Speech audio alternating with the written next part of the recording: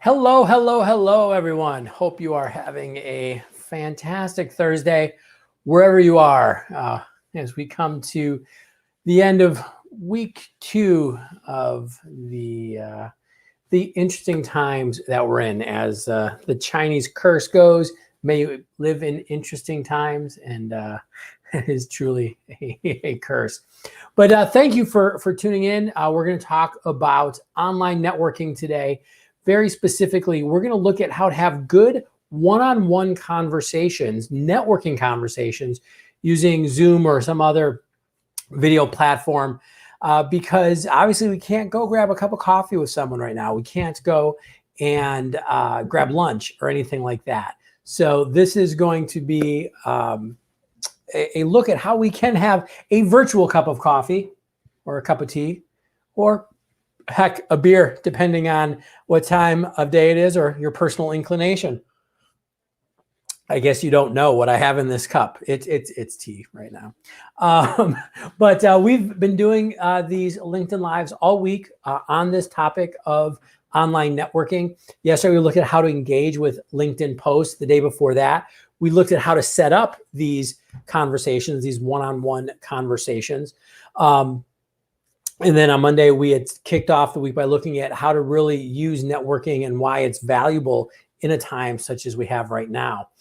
You can still see all of those recordings on LinkedIn. There's also a YouTube playlist with all of those, which I can share. If you want to see them, make sure you just ping me afterwards or put a message in the comments. And I said, I don't think they're still not popping up for me, which is really annoying. But put it in the comments. I will see it afterwards for sure. We also have a whole series we did last week on how to manage uncertainty, because these are uncertain times. And I will do, because I'm home, because I've got the time, I'm going to do a whole another series next week, specifically on LinkedIn, looking at how you can be a sales Sherpa, a guide to your network, to the people that you want to engage and influence using LinkedIn posting. So we're actually going to dive into some of the strategies and just the tactics of what you should be posting, whether it's content you've created or curated. I'm really excited about something I've been talking about for a long time. I'm very passionate about, and please join us for that. I said it'll probably be at 11:30 Central all next week, unless one of my coworkers / roommates, like my wife or my son's schedule interferes. But just know that will be coming. All right, let's talk about the topic at hand: how to have good one-on-one conversations over Zoom or any, whether it's GoToMeeting or Google Hangouts or whatever your preferred platform is. The reason why I think these are so valuable right now is because, as I said on Monday, it gives us a chance to have some social connection. If you're cooped up, which, I'm in the Chicagoland area, I definitely am. We've been doing the physical distancing, and it kind of lets you have a conversation with somebody that you wouldn't normally see in the day. And so just on a personal level, it's great, but there's so many good things that can happen as far as relationship building right now. I mean, just to even give you some context, I was having a networking conversation like the one I'm talking about yesterday with somebody in my network, and really had just reached out to him because, hey, I wanted to check in, see how he was doing, see what's going on with his business. And we actually are going to do a webinar together, and it's going to be a lot of fun. We're still coming up with a name for it. I think it should be called Networking Without Pants. We'll see if that works, because his name's Eric Kershat. He was a guest on our podcast. He runs a really great HR networking group. And so be on the lookout for that. But I walked into that meeting not expecting that to be the outcome. And it was like really cool. And I'm going to have a lot of fun. We're going to help a lot of people. It's going to be great. So that's why I think these are valuable. So a few mechanical things first, or technical things, I should say. I'm going to suggest, if you're going to have these one-on-one meetings with people, get a good setup. Now, that doesn't have to be a very fancy professional setup, but there's a couple quick things you can do to make life a lot easier. One is just, you want to obviously not do the nostril up camera angle if you're going to talk to somebody on video for like half an hour.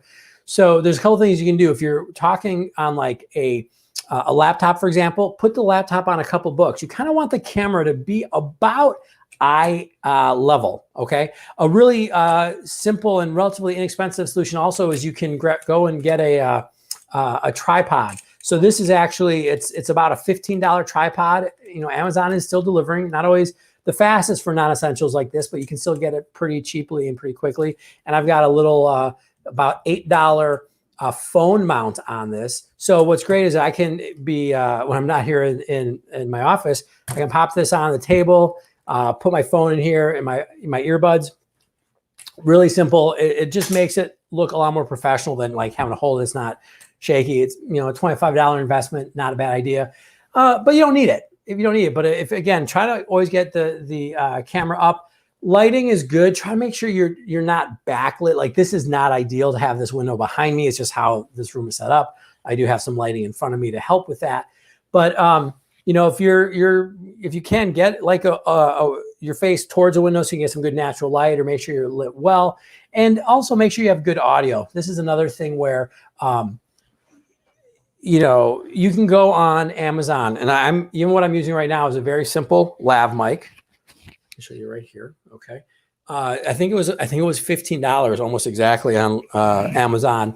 You can get one for computers. You can get one for all different sorts of you know, iPhones or Android. Make sure you get one that, you know, is compatible, but you'll just sound so much better than even just having, like, you know, your regular computer, or even a lot better than some earbuds. So anyways, a couple logistical things that'll help you out.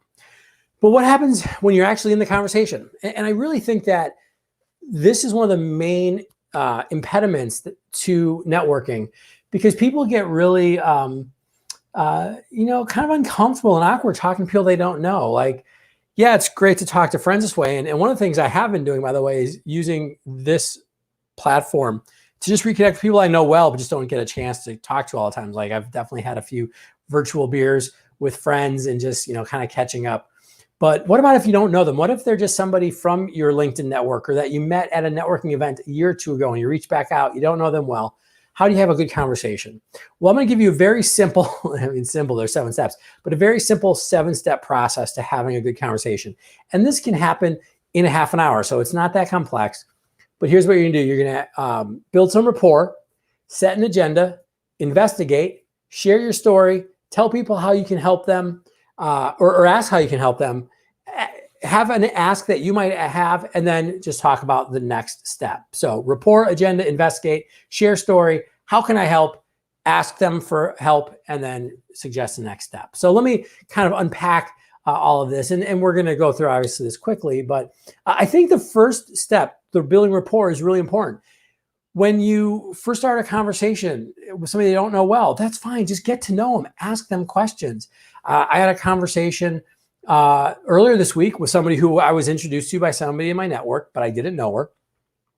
We jump on a call like this, and, you know, she's from the Chicagoland area, but she's actually was staying in Michigan.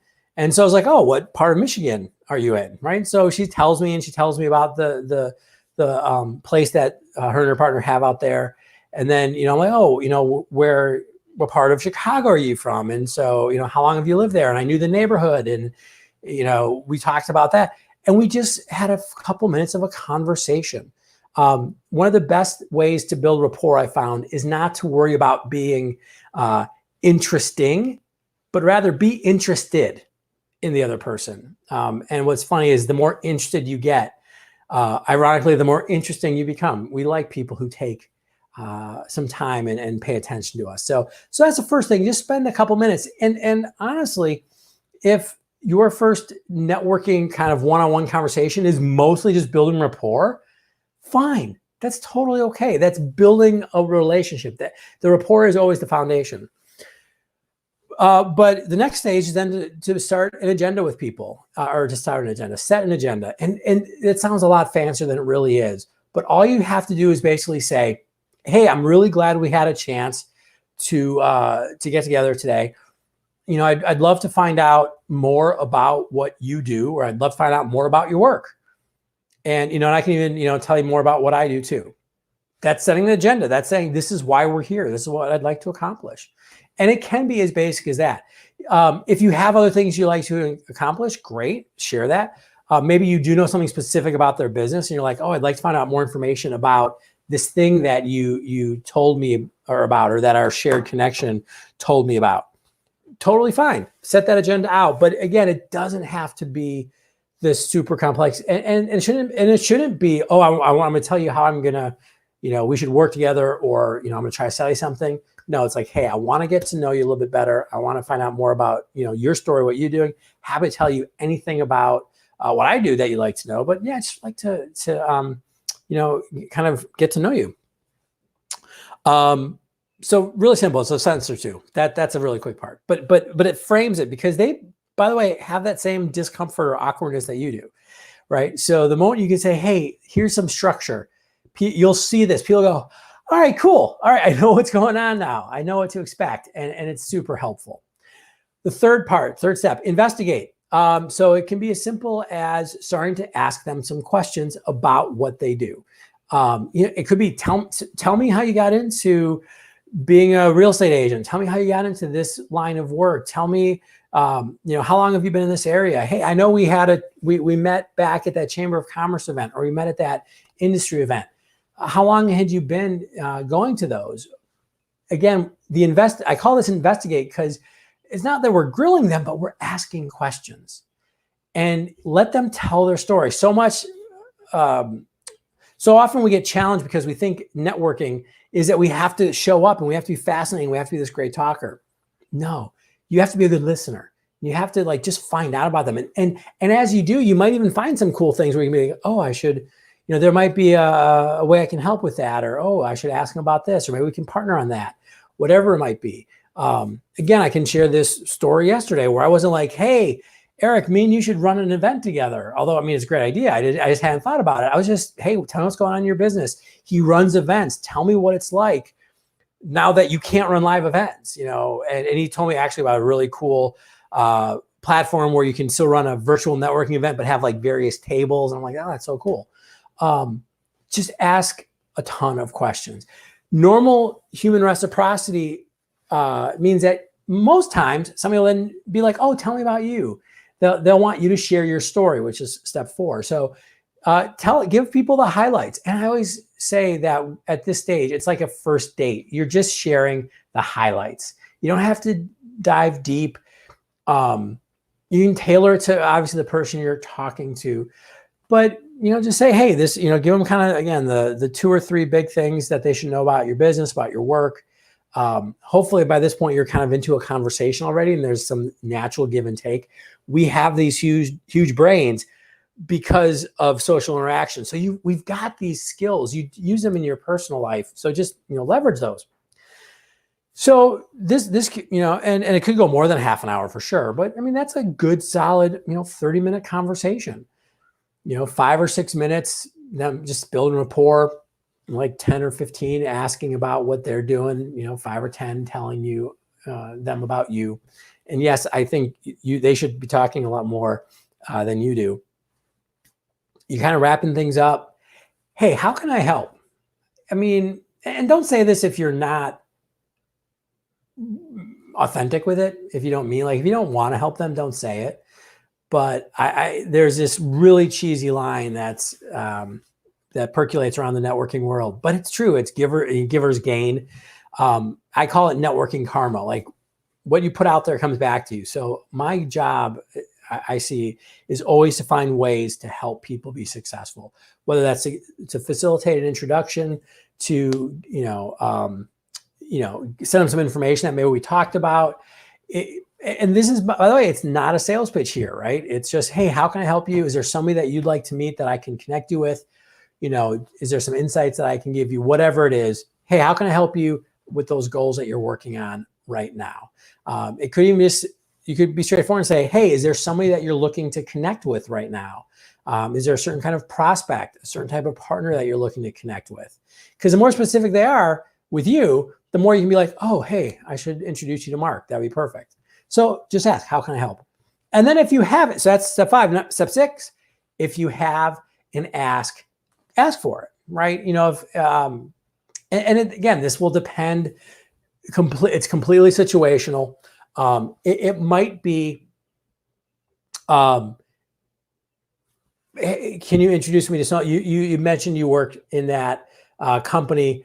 This happened in a conversation earlier this week for me. There's somebody who used to be an executive at a large association company, and I speak at conferences that associations put on. I've never been able to get in, and she had volunteered at first, but then I was like, yeah, if you can introduce me to somebody at that company, I'd really appreciate it. She's like, yeah, absolutely, because I didn't start from there, right? I start from a place of how can I help you, but it could be. And by the way, you might at the end of the conversation realize they would be a very good sales prospect for you because they actually talked about things that you solve for people. There's nothing wrong with asking for another conversation. You can say, hey, by the way, as we were talking today, you mentioned you're working on, if they're having a conversation with me, say you're working on building the sales process in your organization. I help companies do that. Would it make sense for us to grab another conversation? And I can show you some ways that I can help with that. When that's your ask, notice that it's at the end. It's much more likely to be met with kind of open arms, so to speak. So that's step 6 is your ask. Or it could be, hey, if you can't think of any specific ask, one that I always liked, especially kind of earlier in my career, I was really trying to build my network. And I think this is a great question. Who is somebody that that I don't, that you think I should? Right? It's kind of open-ended and broad. It's just like saying, hey, do you know somebody who's like you, cool person, who you think I should know? And would you mind introducing us? It's a great way to continue to expand your network. By the way, a great way to expand your network now when you can't go to events, you can't just go into physical spaces and kind of run into people by accident. You can ask your network, hey, can you introduce me to somebody? And you can still meet new people. And then the 7th step is the next step. So at the end of that conversation, you should obviously let people have a plan, right? It might be very specific. It might be, hey, based on what you said, let's talk in 2 weeks. Or, hey, we're going to set up this other meeting to talk. Or I'm going to send you this email. You're going to send me that email, whatever it might be. There might be a very specific one. Sometimes there's not a specific next step. In that case, one of the things I like to do is I think networking is a relationship. It's not a transaction. This is not a one-time thing. This is you're building a relationship with someone. So you could even say, hey, you know what? Let's touch base in a couple months. I'll give you a call, or maybe we'll have another conversation like this in 2 or 3 months. See how things are going. They almost always are like, yeah, it sounds like a great idea. Then you go and you put it in your calendar or your reminder, whatever you do to make sure of appointments you have, maybe a CRM or something of that ilk, and you say, hey, call Beth, right? And you put that in, for 2 months to pop up a reminder, and you reach back out to them. But have some, and sometimes, by the way, it just might be, hey, you know what? Let's stay in touch, because maybe there's just not a lot of things that you can work on right now together, or maybe you don't even see a path forward, but it's like, hey, let's stay in touch. It's again, and sometimes it's like a first date where you're just kind of sussing things out. And, maybe there's not an immediate way that you can work together, but you're like, hey, I think there's still going to be something. So that's it. That's how to have, in my opinion, a great conversation with somebody that you don't really know well. You build some rapport, you set a quick agenda, you investigate, you ask them questions, find out about them. You share a little bit of your story, you ask them, how can I help? Then if you have a specific ask, you make it and you lay out a next step for the relationship. So hopefully that will make these conversations a little more comfortable for you. Hopefully it will encourage you to go out and have some more of these conversations. Networking, maybe it was a big part of what you're doing. Maybe it wasn't. And if networking wasn't a big part of your professional life, this is a great time to add it. People are home, people are available, right? After, it might feel a little uncomfortable reaching out at first, but then you kind of get used to it. It's funny, before I met my wife, I was single for a couple of years, and I went on a lot of first dates. And I didn't mind them. They were like, cause I was like, it's like networking. I can just have a conversation. I ask a lot of questions. And it was kind of funny to not have that fear, but it was super useful as well. And of course, I just ran into my wife randomly at, dancing salsa. So, that's how it works, right? But use these tools, reach out to a couple people next week, set up a couple conversations. Again, don't have an ulterior motive, but just really start to, build those relationships and see what can come from there. So thank you for spending some time with me today. We'll have a very short call tomorrow at 11:30, or call or LinkedIn live session, whatever you want to say. I will be back. My co-host Liam may be with me. We'll see when he wakes up from his nap. But we'll be talking about a couple of very simple things you can do to build on what we talked about today, have better conversations, and to go back to your network, people you've talked to, and how to have a system set up. And then all next week is that we're going to be talking about how to use LinkedIn specifically to post, to share content, to curate, and have better conversations. As I say at the end of all of these right now, be patient, be kind, take care of each other. And if you do go out in the world, and please only go out if you have to. It's sad that we keep having to say this, but but don't go out unless you have to. But if you do, make sure you say thank you to all the people that are really keeping our economy rolling, because it's great that we can just be on these virtual things, but there's people who are going into our grocery stores and making them run, the delivery drivers, the garbage men. They have the same fears about getting sick, about getting the people they love sick that we do. They're just having to go out and make things happen for us. So make sure you say thank you to them. And with that, have a fantastic day. We'll talk to you soon. Bye.